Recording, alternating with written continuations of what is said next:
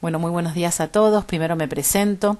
Mi nombre es Ana Josefina Medina y me desempeño como médica de staff del Servicio de Diagnóstico por Imágenes del Hospital Universitario Austral. Dentro del curso superior de Emergentología, en el taller de Radiología, hoy les voy a hablar un poquito de la patología de guardia y su evaluación mediante la tomografía computada. Bueno, vamos a comenzar primero hablando de una de las patologías más frecuentes, como es la apendicitis aguda. Como métodos diagnósticos disponibles, tenemos en un primera instancia la ecografía, que como todos saben se encuentra ampliamente distribuida en la mayoría de los centros de salud.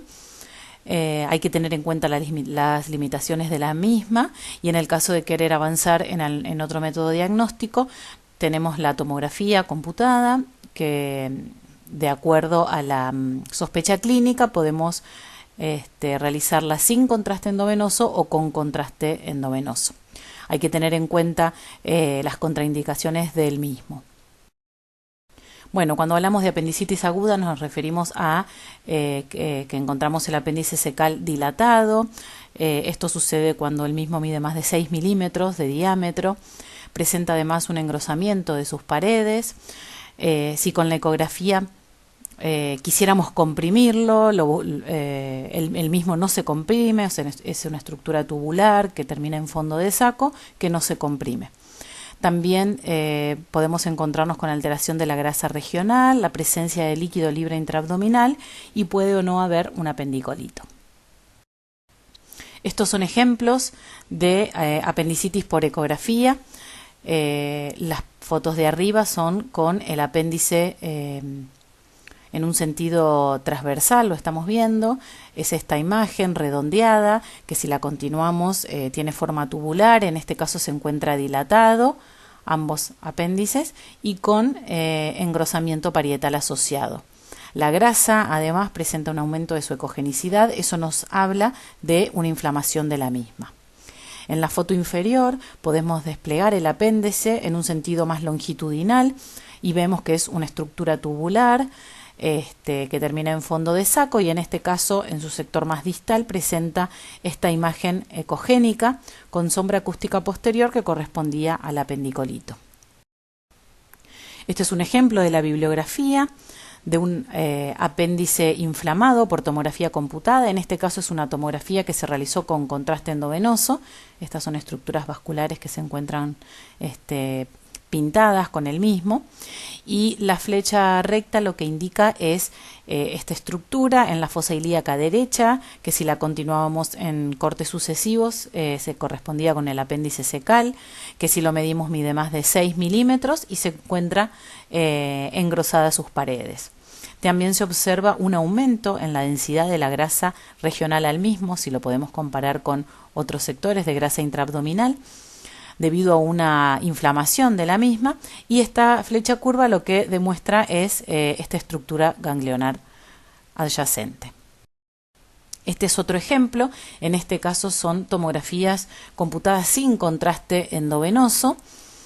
Son cortes secuenciales de cefálico a caudal. Lo que ubicamos primero en la fosa ilíaca derecha es esta estructura que correspondía al colon ascendente. Por detrás encontramos esta estructura redondeada que si la continuamos es tubular con una burbuja aérea en su interior que correspondía al apéndice. En este caso un apéndice normal. Esta es una reconstrucción sagital del mismo paciente donde encontramos acá el lóbulo hepático derecho, este es el colon ascendente y ciego y por detrás encontramos esta estructura tubular con burbujas aéreas en su interior que correspondía al apéndice normal, en este caso en una posición retrocecal ascendente. Otro ejemplo de una apendicitis. Esta es otra tomografía sin contraste endovenoso, también cortes secuenciales de cefálico a caudal. En fosa ilíaca derecha ubicamos primero el colon ascendente y ya vemos que la fascia lateroconal del mismo lado se encuentra con líquido y la grasa también está rarefacta. En un corte inferior, por detrás del colon ascendente, encontramos ya esta estructura redondeada, que la continuamos, por lo tanto es tubular, que presenta una imagen hiperdensa en su interior, que correspondía al apéndice secal, en este caso inflamado. Otro ejemplo de una apendicitis, estas son dos reconstrucciones, una en plano coronal, que es esta, podemos ubicar el hígado, el riñón, ambos riñones, y en la fosa ilíaca derecha vemos esta estructura, también de aspecto tubular, con el apendicolito en su interior, engrosamiento de la fascia lateroconal homolateral y alteración de la grasa regional. En esta reconstrucción sagital también podemos ubicar lo que es el colon ascendente y ciego, el apéndice secal dilatado, en este caso en una disposición también retrocecal, con el apendicolito en su interior y la alteración de la grasa regional. Tener en cuenta también las complicaciones que pueden suceder de una inflamación de a punto de partida del apéndice. En este caso, como una complicación, es un absceso hepático y nos encontramos en esta tomografía con contraste endovenoso, ubicamos el hígado adyacente al lóbulo hepático derecho, ubicamos esta imagen hipodensa, correalce periférico, que se asocia también a trastornos en la perfusión del parénquima hepático adyacente. Esta lesión también presenta unas burbujas aéreas en su interior. Acá se la pone en evidencia en esta reconstrucción de tipo sagital. Acá encontramos el hígado y esta imagen redondeada, hipodensa, con burbujas aéreas y realce periférico. En esta reconstrucción coronal también la podemos ubicar ahí. Y bueno, como dije antes, correspondía a un absceso secundario a una apendicitis perforada y necrosada. Bueno, vamos a pasar a otra patología. En este caso vamos a hablar de la diverticulitis. Métodos diagnósticos similares a lo que es la apendicitis. Nos encontramos con la ecografía, con las limitaciones de la misma, tener en cuenta que es operador dependiente. En pacientes obesos puede ser dificultosa la ubicación de los mismos. En el caso de avanzar también con el método, podemos pedir una tomografía que puede ser sin contraste endovenoso, con contraste endovenoso, depende de la sospecha diagnóstica del médico. Y además acá se le puede agregar el contraste oral y o rectal, y el mismo puede ser tanto positivo, que es el contraste iodado, el que utilizamos frecuentemente, que se lo ve hiperdenso en las tomografías, o negativo, que en este caso nos referimos al agua. Bueno, tener presente que las diverticulitis son a punto de partida de microperforaciones en divertículos que ya se encontraban preexistentes. Esto genera un engrosamiento parietal y segmentario del colon, de la parte del colon afectado, secundario a hipertrofia muscular, que esto es por inflamación y por edema. Todo esto genera una estrechez de la luz. Dichos hallazgos también se pueden asociar a alteración de la grasa regional y a la presencia de líquido libre intraabdominal. Bueno, otro ejemplo de una diverticulitis, pero en este caso compromete al colon descendente. Tenemos esta tomografía computada sin contraste a nivel de la pelvis, ubicamos el colon descendente acá en la fosa ilíaca izquierda, vemos que existe un aumento de la densidad de la grasa regional al mismo, correspondiente a una inflamación de la misma. Y en una foto más caudal encontramos esta imagen diverticular de tipo sacular inflamada. Esto es un ejemplo de la bibliografía donde se observa en tomografía y el correlato ecográfico del mismo. Encontramos en la fosa ilíaca derecha, en lo que es el colon ascendente, engrosamiento de la fascia lateroconal, líquido y rarefacción de la grasa, y esta imagen sacular que correspondía al divertículo inflamado en cuestión. Esta misma imagen en ecografía se ve de esta manera. En un corte transversal se ve esta imagen que correspondía al colon, esta imagen sacular al divertículo, y las flechas lo que indican es el aumento de la ecogenicidad de la grasa regional secundario a inflamación de la misma. Bueno, otra de las patologías que podemos encontrarnos frecuentemente es la pancreatitis. La pancreatitis, bueno, como sabemos, de acuerdo a la causa, es de tipo multifactorial y puede ser de causa biliar, alcohólica, autoinmune, idiopática. También de acuerdo, se la puede clasificar de acuerdo al tiempo de iniciación de los síntomas, como aguda o crónica. En el caso de la aguda puede ser edematosa o necrotizante en un estadio un poquito más avanzado y de mayor gravedad, y existen hallazgos que nos hace pensar en tomografía que ese paciente ha tenido pancreatitis a repetición y actualmente puede tener una pancreatitis crónica. Dichos hallazgos son la dilatación del conducto de Wirsum, calcificaciones parenquimatosas o la presencia de pseudoquistes. Como métodos de diagnóstico para la pancreatitis tenemos, la ecografía, como siempre es el estudio inicial, digamos, que se hace para casi todas las patologías abdominales. Después contamos con la tomografía, también en este caso sin contraste endovenoso o con contraste endovenoso, y agregamos en este caso la resonancia magnética, que también es de mucha ayuda. Estos son ejemplos de pancreatitis aguda. Estas son tomografías con contraste endovenoso. Acá se ve la aorta que se encuentra pintada por el contraste endovenoso, el hígado, ambos riñones, el vaso. Este es un corte más inferior. Se observa la cámara gástrica, la vena esplénica y por encima de la misma el parénquima pancreático.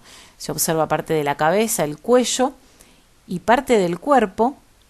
El sector más distal del mismo presenta pérdida del patrón acinar, una alteración de la morfología normal del páncreas con alteración de la grasa que lo circunda, y en este corte más inferior también se observa líquido libre y alteración de la grasa peripancreática.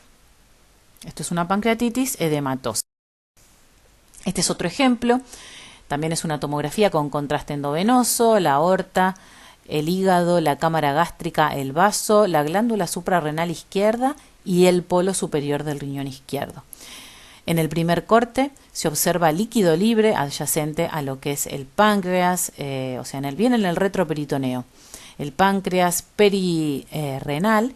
En un corte más inferior podemos encontrarnos con parte de la cabeza y cuerpo del páncreas, y el sector distal del mismo también presenta una alteración en la perfusión, una alteración de ese patrón acinar asociado al líquido que decíamos previamente. En un corte también más inferior persiste esta alteración de la perfusión del mismo, de la captación del contraste, y el líquido libre que se va para el retroperitoneo. Esto es una pancreatitis necrotizante. Otra de las causas también que podemos ver frecuentemente en la guardia es la disección crónica como parte del síndrome aórtico agudo. En este caso existe un desgarro de la íntima de la estructura vascular que permite que la sangre de la luz pase hacia la capa media, formando una falsa luz. Esta falsa luz tiene un tamaño mayor a la luz verdadera, tiene una pared un poco más finita, por eso tiene mayor riesgo de ruptura, y de esa manera vamos a encontrar la disección aórtica.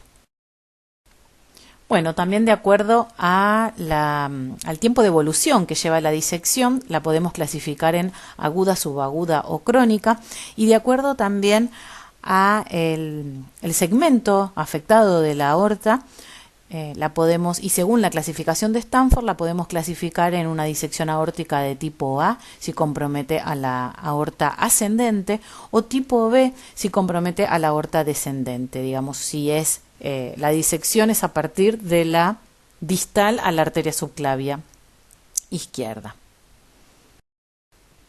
Los métodos de diagnóstico, en este caso, el primero que vamos a pedir ante la sospecha es una angiotomografía. Este caso se hace obviamente con contraste endovenoso siempre. Se le hace una fase sin contraste endovenoso para diferenciar la presencia o no de un hematoma intramural, también como presente dentro del síndrome aórtico agudo, y el gold standard, como sabemos, es la angiografía digital. Este es un ejemplo de una disección aórtica de tipo A. Vemos un corte a nivel de la carina. Acá tenemos, como dije recién, la carina, la vena cava superior, la aorta ascendente, la rama izquierda de la arteria pulmonar y la aorta descendente. En este caso podemos observar que la misma se encuentra dilatada, que tiene esta imagen lineal que corresponde al flap de disección. Para diferenciar la luz verdadera de la luz falsa, nos encontramos con esta que tiene menor diámetro y tiene una forma lenticular, que corresponde a la luz verdadera, y la de mayor tamaño, que la comprime, corresponde a la luz falsa. Este es el mismo paciente en un corte caudal a nivel del abdomen, de la aorta infrarrenal. Acá vemos el polo inferior del riñón derecho y nos encontramos con una imagen similar, esta imagen hipodensa lineal que correspondía al flap de disección. Estas son dos reconstrucciones en plano sagital de la aorta descendente torácica, como se ve que diseca de forma longitudinal el vaso, y este corte es a nivel de la aorta abdominal, también en reconstrucción sagital. Este es otro ejemplo de una disección, pero en este caso de tipo A. Se ve cómo compromete el flap de disección a la aorta ascendente, en este caso al callado. Acá se ve como en un corte más inferior se sigue viendo el flap de disección, y en este corte, a nivel de la aorta torácica descendente, también se ve el flap.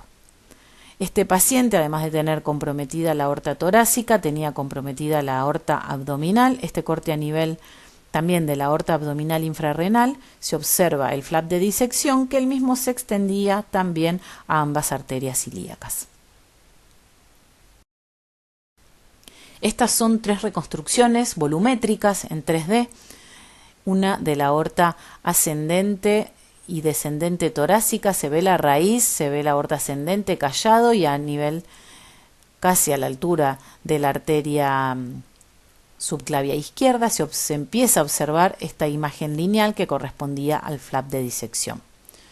Este es otro ejemplo de la aorta abdominal. Acá se pueden ver ambos riñones y se ve esta imagen lineal que en este caso también se extendía a la arteria ilíaca izquierda correspondiente al flap. Y en la imagen inferior, también un corte a nivel de la pelvis, se ve como el flap, es otro paciente obviamente, y se ve que en este caso el flap de la aorta abdominal se extiende a la arteria ilíaca derecha. Bueno, vamos a ver algunos casitos.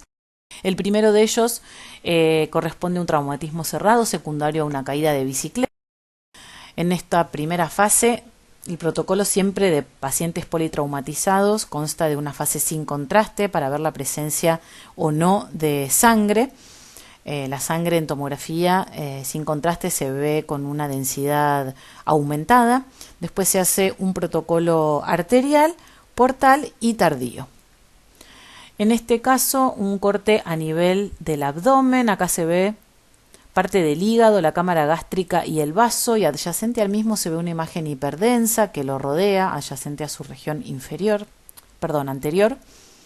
En un corte más caudal seguimos viendo la cámara gástrica, parte del cuerpo y cola del páncreas, riñón izquierdo y el vaso con una alteración en su densidad.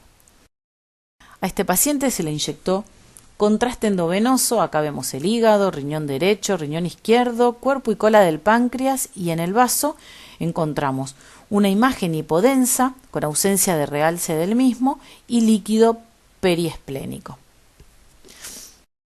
El paciente presentaba una laceración esplénica, que es la imagen hipodensa con ausencia de realce en el sector superior, y un hematoma subcapsular que correspondía a ese líquido que tenía en la fase sin contraste una densidad aumentada. Bueno, dentro de las injurias esplénicas, tener en cuenta que es el órgano que más comúnmente se afecta durante los traumatismos cerrados. Las mismas se las pueden clasificar en contusión, laceración, hematomas intraparenquimatosos o subcapsulares, infartos, sangrados activos, pseudoneurisma o fístulas arteriovenosas. El segundo caso es también un trauma cerrado, en este caso por caída de caballo. Tenemos la primera foto, es una foto axial, sin contraste endovenoso. Encontramos el hígado y en el lóbulo hepático derecho encontramos que la densidad del mismo se encuentra alterada, está heterogénea, no es igual que el lóbulo izquierdo.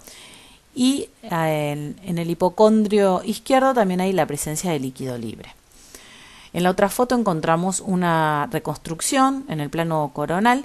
Vemos el mismo hallazgo en el lóbulo hepático izquierdo, que está heterogéneo, el líquido periesplénico, y adyacente a la región inferior del hígado vemos este líquido que es hiperdenso de forma espontánea, que probablemente corresponde a sangre.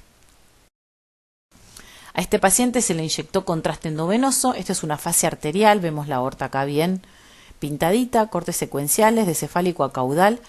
Nos encontramos con una alteración en la captación del contraste, predominantemente que afecta al lóbulo hepático derecho, el líquido libre que se pone de manifiesto, y esto que no nos debe hacer confundir, en este caso, el vaso comúnmente durante la fase arterial presenta un realce heterogéneo. Esto es debido a la pulpa roja y a la pulpa blanca, que realza de forma diferente, entonces da esta imagen de tipo atigrada que durante la fase portal o tardía se debería homogeneizar.